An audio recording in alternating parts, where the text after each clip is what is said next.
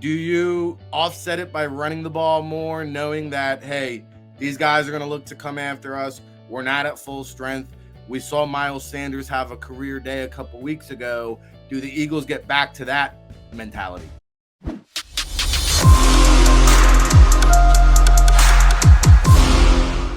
But our next guest has been waiting patiently in the green room, listening to me ramble on, and he comes on every Thursday, a tutorial Thursday, that executive director of the NFLPA Collegiate Bowl, Dane Vandernat, here once again to chop it up, break it down, college football, Thursday night football, NFL, little Eagles talk. Dane, good morning. How are you out there in Kansas City? I'm just enjoying the rants, Rick. You know it, man. Well, hey, you are in the Midwest where the NFL draft will be coming in 204 days, believe it or not, and the 11th annual NFLPA Collegiate Bowl right around the corner, January 28th, of course, on the NFL Network. And we'll get into the college docket, all your travels, where you've been, where you're headed. But let me ask you about this matchup. It's a Sunday night affair at the Link in Philly. Undefeated Eagles against the 4-1 Dallas Cowboys, who suddenly, with that defense, Dane, you could state a case with the Giants knocking off the Packers, the Cowboys knocking off the Rams. Outside of the San Francisco 49ers, the Eagles and the Cowboys, as far as the NFC goes, it looks like they're the cream of the crop. This NFC East, suddenly with the Giants now 4-1, has turned into the NFC Beast. But what have you seen from a distance with this real good Sunday night football matchup we have?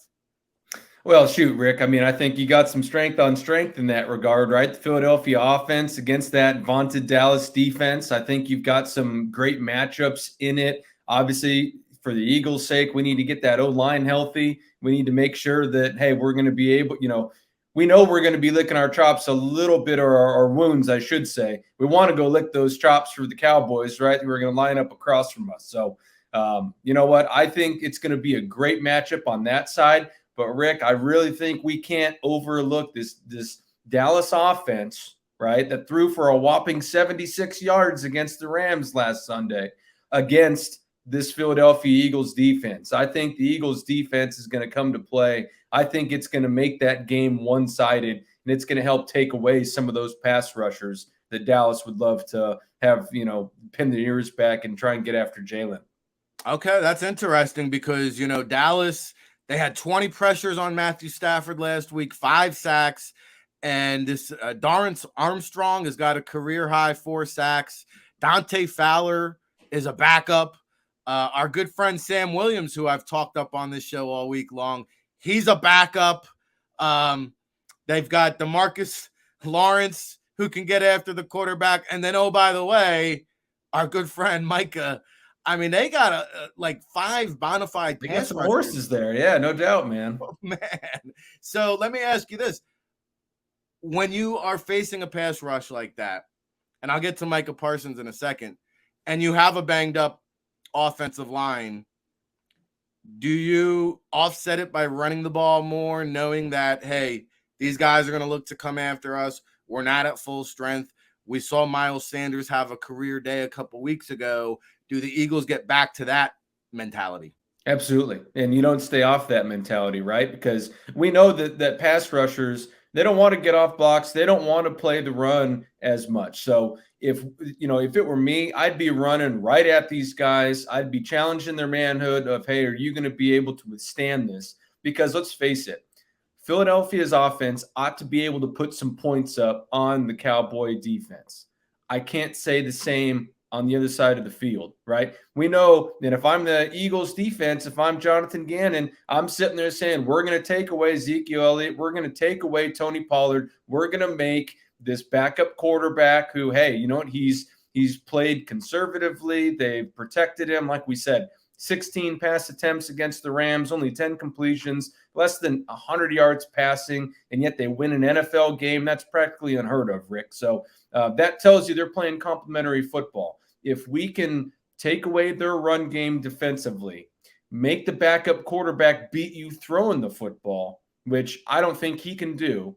Now we're going to get the lead. We're going to run the football. And when you do that, you make Dallas one-dimensional. while you stay balanced on offense yourself for Philadelphia, and then you can really run that football to take the game home with a dub in that second half.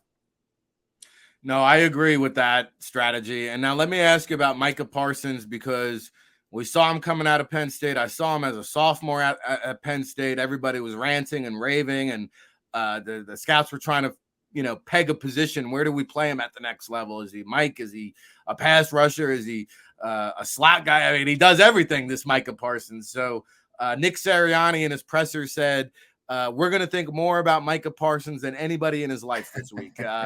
He's got to be accounted for in every single play. Jalen Hurts kind of echoing the same sentiments. And, you can account for somebody and be aware of somebody on every single play, but this guy is bound to wreak havoc at some point of the game. How do you game plan for a guy who really brings redefines the term positionless football? He could line up anywhere. Yeah, well, I mean, first of all, you do account for him, right? And which means that we're going to have to win our one-on-ones everywhere else, because we're going to devote 2 guys to Micah Parsons, particularly in passing situations. And I remember, during my time with the Raiders, our O-line coach, we were playing Aaron Donald and the Rams, and he was recounting the last time that he played the Rams and Aaron Donald. He said every play that they did not double team Aaron, he made that play. So the takeaway was, don't get screwed up. Obviously, we know Dan Quinn, and the defense of the coaches of the Cowboys, they're going to have a plan. They're going to want to move him around, try and gain favorable matchups, right? Put him on the same side as DeMarcus Lawrence, for instance, right? Or roll out that old NFLPA Bowl alum Sam Williams like you're talking about there, Rick, right? So we're going to try and get creative as well, so that you can't seemingly always double him, but your running back, he needs to know where he is. Your tight end does as well. You're going to run more 6-7 man protections, and then you sit there and you chip Micah Parsons. You have a running back go throw his elbow in him before he leaks out to the flat. So you're definitely going to take account of where he is and make sure he doesn't wreck the game. Because the easiest way to lose a game is to permit a score on defense, right? So we don't want him to be able to go get a strip sack or go factor otherwise. Let's run some screens. Let's run some draws. Let's slow him down as a pass rush. Let's run the ball right at him, get him off of his game, get him doing what he doesn't want to be doing, and that's how we're going to take home the dub. Talking to Dane Vandernat, Executive Director of the NFLPA Collegiate Bowl, and our draft Nick in the chat room, Paul Mancini, says, don't sleep on Sam Williams. Don't worry, Paul. We're not sleeping on Sam Williams. In fact, we got a good look-see at Mr. Williams at the NFLPA Collegiate Bowl all week long, and I believe Danny's our highest ever drafted. Wasn't he taken in the second round? I think our highest drafted player for the NFLPA Collegiate Bowl. But guys, this is a defensive end who I believe he ran like a 4.4 40, right? Yeah. Yeah, no, he's an explosive player, obviously coming from Mississippi. You're right, Rick. Our highest drafted ever from the Collegiate Bowl, went number 56 overall in the second round to the Cowboys. So very proud of Sam, and excited for the opportunity that he's received. And, hey, Rick, if it wasn't for the NFLPA Collegiate Bowl, he doesn't go to the Senior Bowl and, doesn't get some more of those opportunities. So, real happy for him and him taking advantage of the opportunities he's received. Yeah, and I think as practice was going on throughout the week, we were all kind of standing around looking at each other like, how is this guy not at the Senior Bowl, right? And surely enough, he had such an outstanding week of practice. Word got back to Jim Nagy down there in Mobile. I wonder who put that birdie in his ear. But, hey, he got the invite to Mobile, winds up being a second-round pick, and winds up going to a very good situation to have some success where you could just kind of mix and match these pass rushers. Man, some teams have trouble finding one pass rusher. Dallas has got 5 of them. Yeah. It's going to be an incredible matchup. I do want to shift gears and get into some college football. Do you have a prediction for the Eagles-Cowboys game, Dane? Ooh, I'd probably say – I'm going to say 27-17 Eagles. If you're going to, make me have to make one here, Rick. All right, you're gonna force the Ocean Casino Resorts to keep moving this line. Eagles actually opened as a 1-point favorite. I think this morning at home. This morning it was up to like 5 or 6. All right, well, hey, I'm taking. So Dan is moving the needle. Dane is moving the needle. I know Ocean is tuned in saying, hey, come on, jack up that line. We're not letting Cooper Rush come in here as a backup and have success. We're going to get after him. We're going to mix it up. Don't sleep on the Eagles pass rush either here, fans. Come on. Well, hey, we're going to talk some college football. Let me ask you this, because we do have Thursday night football in the NFL. I don't think they could have given us a worse game than the Commanders or the Bears. But there are people here interested in the Carson Wentz saga or the drama. Sure. And Ron Rivera basically, I'm sure you saw the comments of Ron Rivera saying, hey, why are the Commanders behind the other teams in the NFC East? And with one word, he sent earthquake through the media of Washington, D.C. And you wonder if that mentality trickles into the locker room. But his former quarterback, Alex Smith, Dane, even came out and said, you know what? That's bad. That's bad accountability. Like, the Bucs got to stop with the head coach there. What do you make of that situation? I think it's another distraction and another dysfunctional, thing to come out of a dysfunctional franchise right now, right?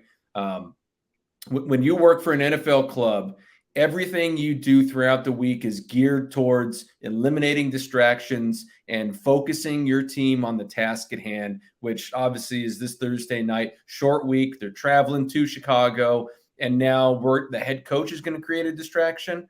That's worst case scenario, right?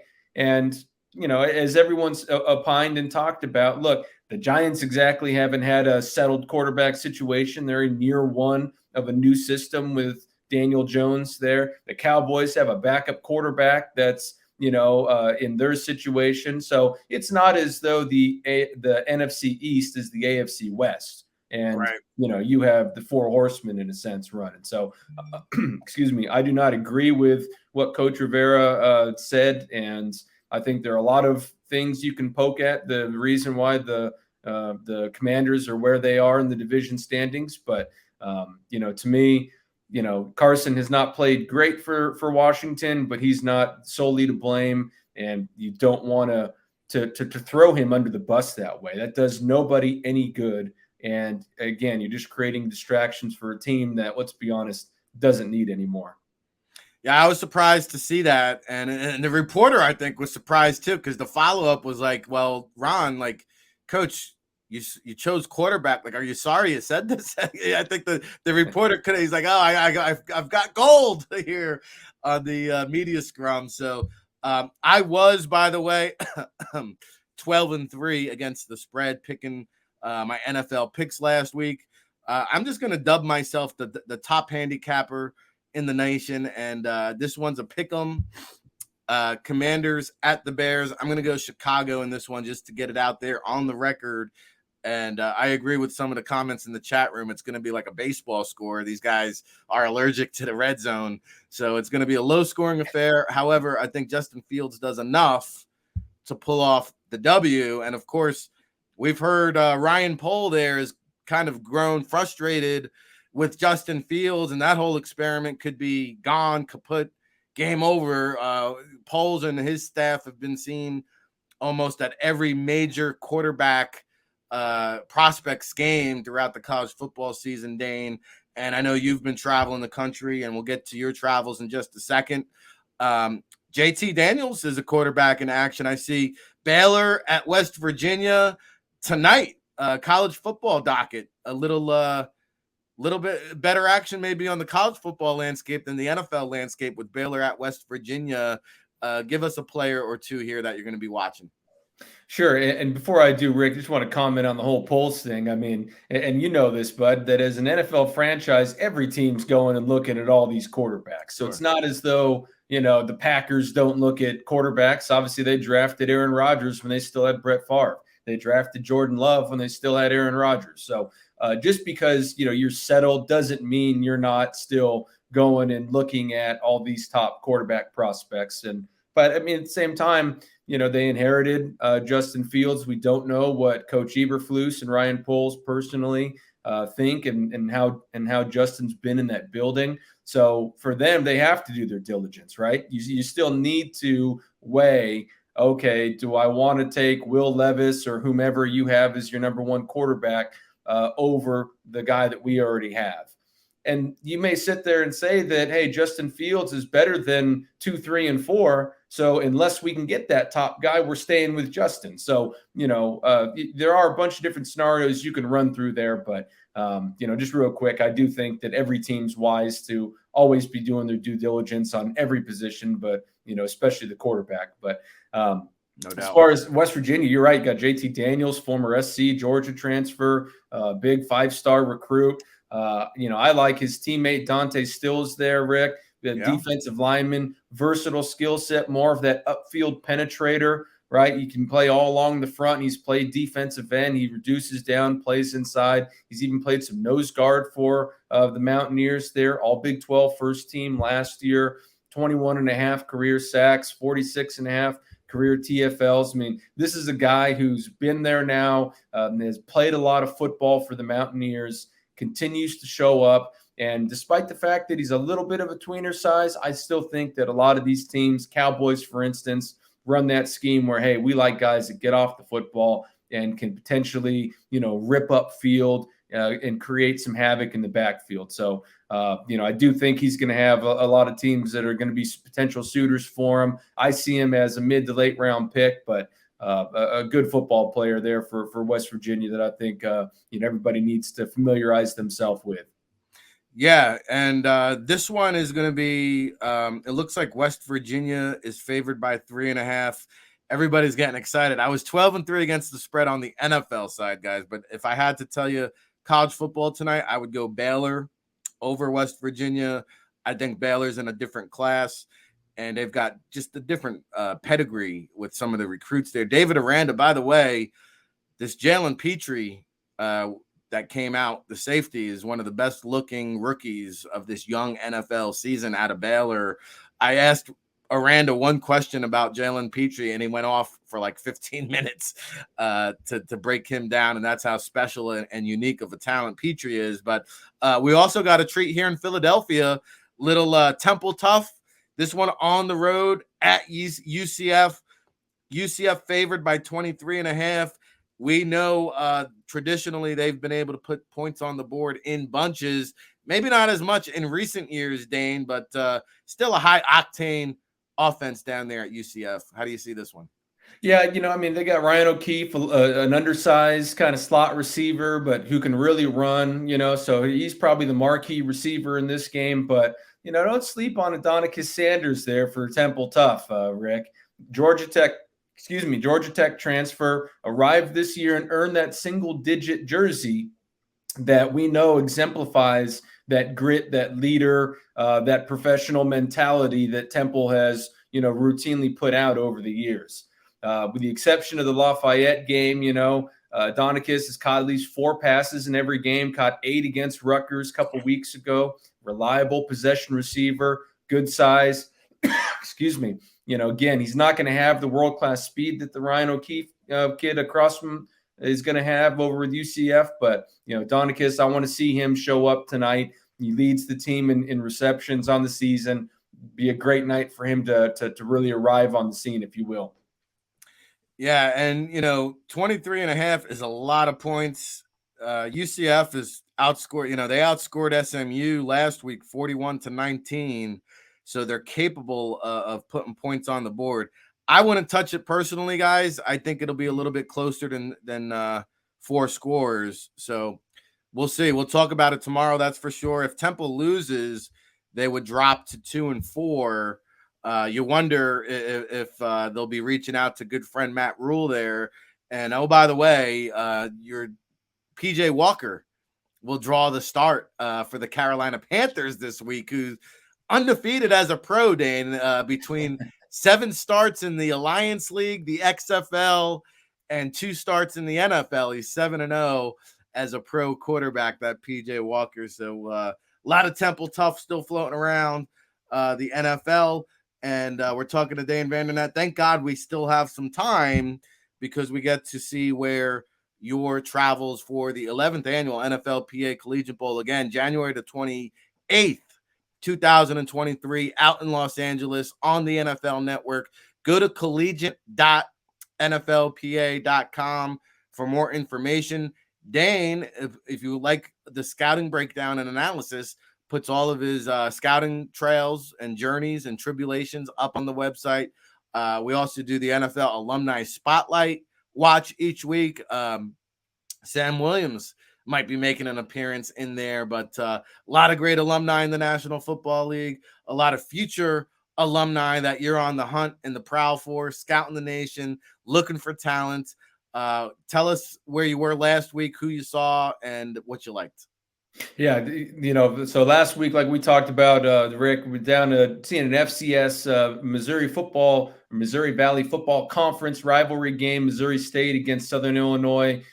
Missouri State's got a corner in Montre Braswell going up against Southern Illinois' Avante Cox. Saw Avante Cox go off in the game a little bit, caught a 46-yard touchdown in the second half of the game, helped seal the road victory for Southern Illinois. They also have the Salukis, have a big, versatile athlete in Javon Williams Jr., a guy that moves around, plays running back, fullback, wildcat quarterback. Oh, by the way, Rick, at 6 foot, 250 pounds, he's also the team's punt returner and may have the most natural ball skills I've ever seen. Just so casually going back there. And I mean, in the game, just ran up and just boom, just caught one, just right over his helmet there. Just so easy, just natural. But, there's a lot of talent in the FCS. We'll talk about a little bit more in a little bit. But, this week was down at University of Mississippi. Ole Miss has a ton of guys coming out this year. So it was great to get down there, get some eyes on and see what Coach Kiffin and the guys are working on out there. And then yesterday dropped in University of Memphis, which is right up the road, about an hour north of where Ole Miss is. And was able to get in there, got a fantastic visit, got to spend some time with, Coach Silverfield over there and their staff and really get a preview. They've got some interesting players under the radar, wide receiver there, as well as, a nice, solid safety who's going to be, that four-core special teams player at the next level, Rick, that we always talk about. And then this Saturday, we'll be heading on up to South Bend to go see the Notre Dame Fighting Irish take on the Cardinal of Stanford, and excited to go see those two teams live. Have yet to this season. No, those are some good ones. And Memphis, I believe, has a running back down there, Brandon Thomas, if I recall correctly. But, Kenny Gainwell, I believe, out of Memphis. And they could be in the market for a running back. We discussed the Miles Sanders free agent seek at the end of the year. So, all right, a lot of good prospects there, a lot of good football on tonight. Not in Chicago between the Commanders and the Bears, but we got a good one in UCF with Temple, Baylor, West Virginia. Of course, a little playoff baseball action going on. So the remotes are going to be getting some overtime work. And are you out at a game? Did you already tell me a game? Notre Dame, you're going this weekend. Yeah, so, Notre Dame, Stanford this week. Yep. And, they got a lot of players littered on both of those rosters. So we'll come back next week. We'll talk about that. We'll chop it up, break it down. We'll be looking out for prospects combing the country. Anything else you want to get off your chest, Dane, before we let you Rick, we got some games this weekend, right? Some of these weekends you're kind of like, you don't really have a lot of great matchups, and these teams are still finding themselves. This week you have the opposite, right? Number 10, Penn State. Number 5, Michigan. Number 3, Alabama. Number 6, Tennessee. Obviously, NC State, Syracuse, both ranked top 25. USC and Utah, right? Is USC for real? How's Utah going to bounce back after losing UCLA? But my money, Rick, is going to be on number 1 versus number 2 this week. You know who we're talking about? We're talking about North Dakota State taking on South Dakota State, Rick. Number 1, number 2 in the FCS. Fantastic matchup, great offenses on both teams, 2 powerhouses, as we know, that are, continuously, vying for the national championship. I think North Dakota State's won about 36 of them in the last 40 years, it seems like. But, both of them have a ton of talent on offense. Both of them have some running backs, some O-line. North Dakota State got a nice combination with Hunter Lipke, who's kind of that running back, fullback, and then Tamarick Williams, a tailback. dominant O-line, anchored there by Cody Mosh at the left tackle, and Nash Jensen next to him, left guard. And then South Dakota State, you got the JAKIB brothers. You got Zach Hines at tight end, Garrett Greenfield, Mason McCormick up front, O-line. Again, two well-coached teams, two teams that bring it to great rivalry game, conference game. Can't wait to see this one, man. Oh, always love some North Dakota State, South Dakota State, and that Cody Monch, he's got a shot to be a Senior Bowl candidate for sure. Now, last week you said, hey, watch out for that Zach Charbonnet. I watched that UCLA game. DTR went off, but man, Charbonnet is just a tough, hard-nosed runner. Comparable, the running style, I was kind of having like James Conner flashbacks coming out of Pitt, maybe even a little bit more impressive though than Conner was. That's how good that Zach Charbonnet is. And I agree, he might just be the first senior running back prospect off the board in 204 days out there in your neck of the woods, Kansas City. Dane, stay safe on your travels. We'll come back. We'll do it again next week. Always looking forward to it, Rick. Appreciate you having me on, bud.